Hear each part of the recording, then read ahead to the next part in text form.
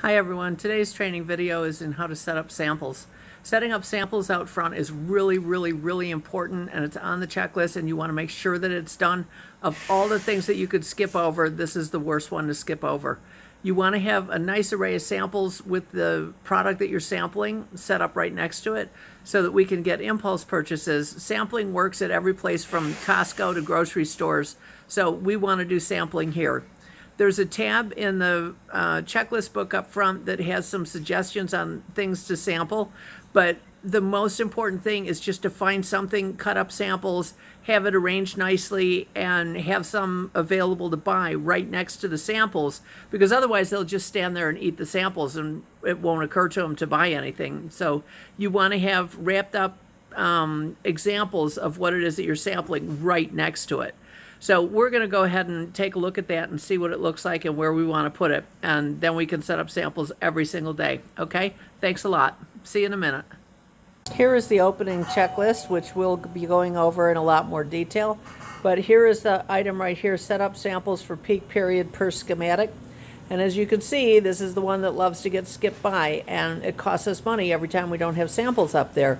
Because if we can get an extra $3 or $4 from every other customer or every third customer because they had a sample that they liked, at the end of the day, that's a lot of extra income for us. So if you look on the tabs right here, you'll find a tab on setting up samples. Here it is right here.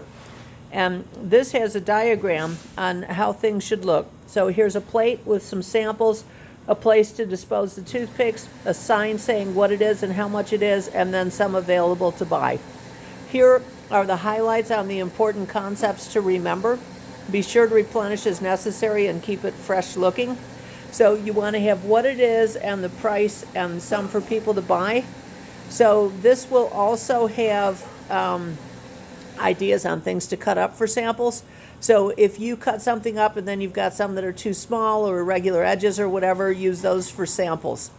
So we're going to take a look at some sample trays that are set up, but first we're going to look at the shelf where they go in the store because there are no samples there. So you can see when people come in, there's nothing for them to try. So we're going to take a look at that first, so hold on. We leave this book, one thing I forgot to mention, here are important concepts on the sample setup, but on the next page are some ideas on things to sample. So lemon bars, salted caramel brownies, muffins, pumpkin loaves, and then how to cut it up, and then the size of portions that you should get for it. So this will be continually changing, but this is just ideas anyway.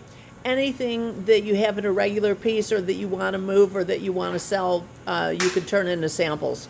So even like a bagel with cream cheese or a bagel with Marionberry jam, anything that sells products that we make here is always good to have for samples. So we could do samples from balsamic vinegar, for example, with some bagels to dip into them. So this page is in the book, right behind the sample setup page, right under the samples tab, way down into the book. It's an example of a chocolate chip cookie that we've cut up to use for samples. So we'll want to take the samples and put them over here onto a nice plate, and then put toothpicks in them, and then have a little sign saying what they are, and then a little cup to dispose of the toothpicks, and then over to the right we're going to want to have cookies for them to just grab and go. So that's an example. So all the samples have little toothpicks in them. People think that's more sanitary. Whether it is debatable, but they think that, so we do it.